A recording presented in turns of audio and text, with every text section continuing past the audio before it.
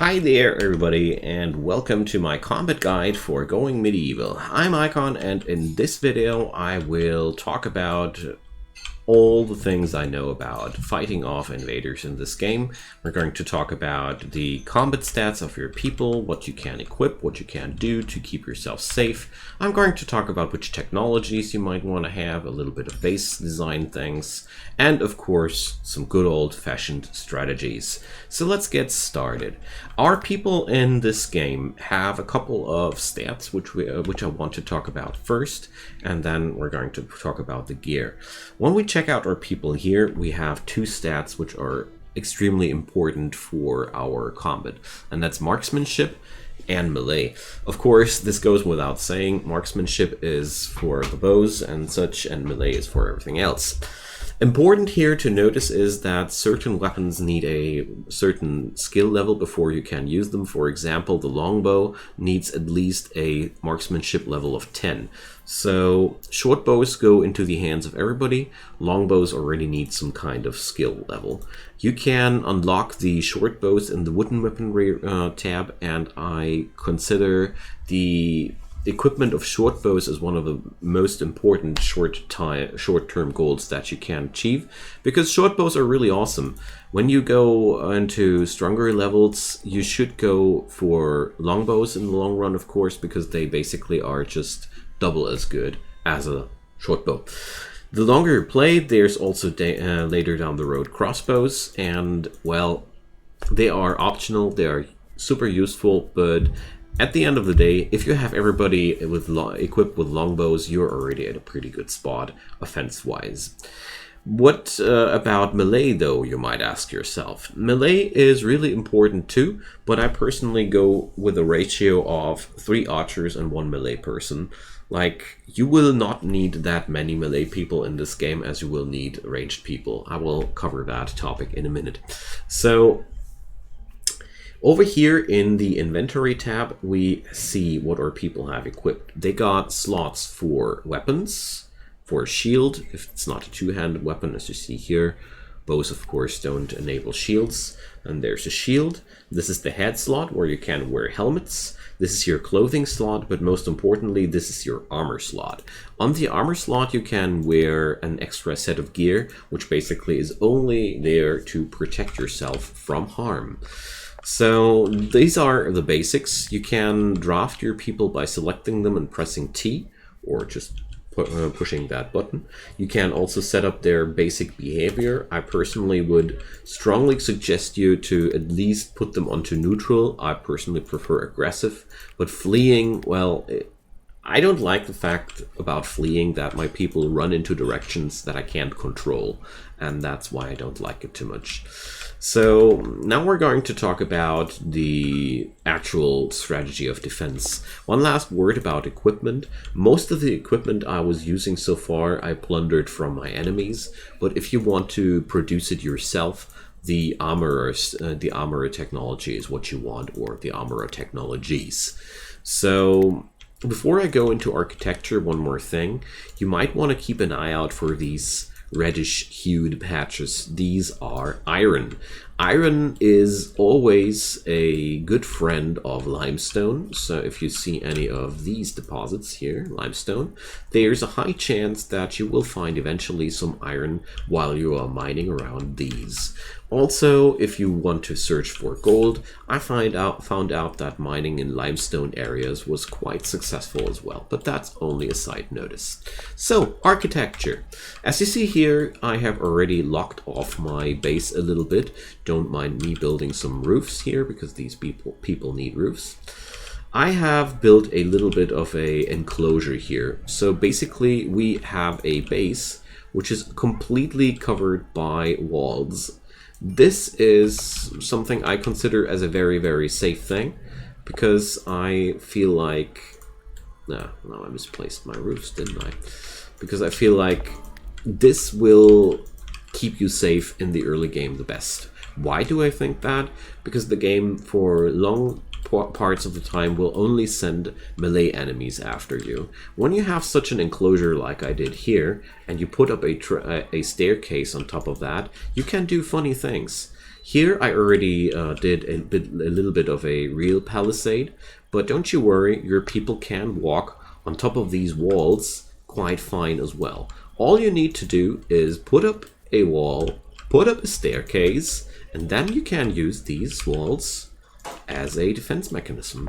This is extremely powerful, not only because melee enemies aren't able to attack you, but also because when you fire an arrow from a higher position than your enemy's at, the enemies will take bonus damage from that. Really useful stuff, very basic, and as you see here, I put it up only with wood alone, so this wasn't too hard to put up resource-wise. And of course you can make that better by using stone blocks, because stone blocks are just more powerful. But keep in mind one thing. The enemies will always attack the weakest spot of your defense. In this case, this is my door. I have no other doors here. So our enemies will always swarm now towards this spot and try to bash it in. This is quite easy because we can't just stand up there and defeat them, but as you saw here, I put up a double layer door, and I would strongly recommend you to do something similar. Because at the end of the day, it's better to have more defenses than you need, and there's never something bad about a defense which hasn't been fully breached, but a breached defense never was some good thing, some good news for anybody. At the beginning of the game, your enemies will always come only with melee units, regardless of what you have there. The longer you play the game, though, your enemies will also come with siege equipment or with ranged weapons themselves. I sadly will only be able to depict a regular raid in this tutorial in a minute, but I want to talk about the irregular attacks, aka sieges and ranged attackers, for a moment. So when you are walled in like we are here, there is a certain chance, or well, not a certain chance, your enemies will come with trebuchets. They will then enter the map from at the borders here, and they will operate those trebuchets against you and will destroy your base. This will happen until you are smart enough to draft somebody and put them outside of the walls. One person, and really just one person, at least with the early access as of now, is enough to get your people from these hypothetical trebuchets away and swarm towards that one dude which they want to see dead.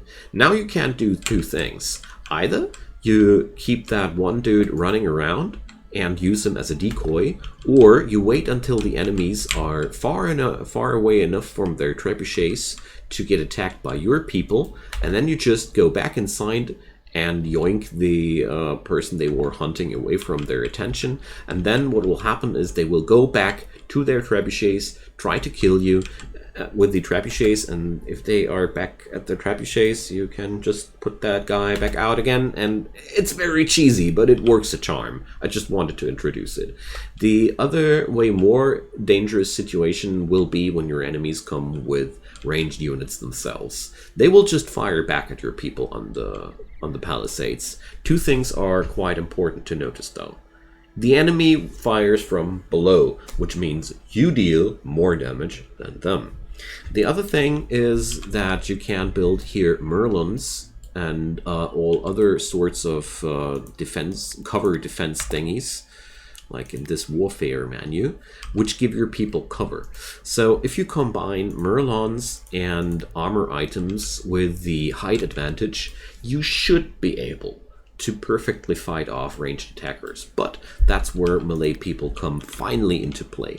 When your enemies come with a mixture of ranged attackers and melee attackers, my personal go-to strategy was to take down the melee people, and as soon as all the melee people were dead, I did send out my own melee fighters to whittle down the enemy archers even quicker. Whenever one of your archers goes low on the fight, rather take them down of the wall instead of risking their life for no good reason at all. Overall, raids with enemy ranged attackers are among the most dangerous, because that's the point where you finally have to accept that your enemies will fight back. Everything else can be cheesed out with no problem whatsoever. So before I end the video with a practical example of fighting off a raid, here's a couple of things technology-wise that I want to talk about. Defensive structure technology is awesome. Traps are awesome too, but most important, the reinforced door. It will cost you iron, so be sure that you have invented smelting before you go for that one. But the reinforced door is basically the same as your regular door, just with way more HP. The perfect thing to use for your outer defenses. Avoid having too many entrances to your base, because the raiders will try to find the weakest spot. Last but not least, I want to talk about traps. Like, the easiest installable trap is the stick trap, but it's also the weakest trap. Later down the road we get to use wooden traps or even metal traps. And if you want to use traps, try to force your enemies somewhere along a nasty path if you can. Try to not do that too close to your base though. Ideally, you would try to have a outer perimeter for the traps. The other way that you can do is you just put the traps in front of these doors to make sure that the enemies, when they want to bang in those doors, they will hurt themselves. Don't build too labyrinthine. Like, you could also get the idea of building fancy corridors like these and cram them full with traps. This is, of course, a valid strategy if you want to go for it, but there's one thing that I want to mention there. You have to find a way for your own people to walk through these things themselves as well. So be careful with these strategies. Every trap parkour that you build is also hindering your own movement in some way, and at least have some strategy to alleviate the self-made problems there. Okay, so this is this is all the theoretical knowledge that I have. Now we're going to see into a real raid occurring. Well, it's the first raid of the game, so it's really not that dangerous, but it's good enough to give you an example how to deal with that. So the enemies are coming imminent. Yeah. And here we go. We're not going to give Grisha back, and now what happens is the enemy attack is in town. I really like to look at my enemies first when they come, check out what kind of weapons they have. Sadly, we don't get a readout as of yet, so we have to look at them up close. Here I see our enemies are not armed with anything, so we're going to draft the team. What I like to do is I select one of them, press T to draft them, select the place where I want to have them, and then press Tab, T again. As you see, pressing Tab switches over to the next settler in question. Press Tab, T, and there we go. Now everybody is moving into place. I keep my melee people in front of the door here, just in case that somebody might breach the gates. And my archers are standing in wait here until the enemies are coming. As you see here, a system like that here is extremely effective, and it's really built quickly. So what we have here, yeah, fast speed is disabled during a raid. I really hate that. I hope you guys don't mind. So now you see that our enemies are heading towards the campfire site that I built I don't know when. That's a really interesting thing to know. Your enemies will always try to bash down your structures they can get a hand on. As you see here, they're now destroying that place, and now they're looking for the next spot. Like I mentioned before, they are searching for the weakest spot, and since the wooden wall has more HP than the wooden door, they're not trying to attack the wooden walls first. And now we get our chances. I really like to pick my archers. You can also hold down Shift and left click the people to select multiple people on the screen. Unless you keep clicking walls like I do here. Well, yeah, it's a little bit finicky, but you can also select them here while holding down shift. So what I want to do is I want to focus my fire on one person. I really don't like to let my people automatically decide where they want to attack, because I made the experience that the unfocused attacks let my base suffer way more damage than anything else. As you see here, this is a very simple attack, and we totally ripped them apart. And as long as the enemies don't come with melee units, with ranged units, every fight is simple like that. Once they come with ranged units, things are a little bit more difficult. Some last things about this topic. When the enemies are dead, check out their gear. Sometimes they really have good stuff. For example, here's some set of winter clothing. I really like to plunder winter clothing and stuff like that. And to get rid of the bodies, there are two methods right now I know of. That's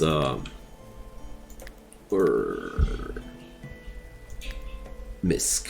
Putting them into graves, but that is at some point really not practical anymore, or setting up pyres.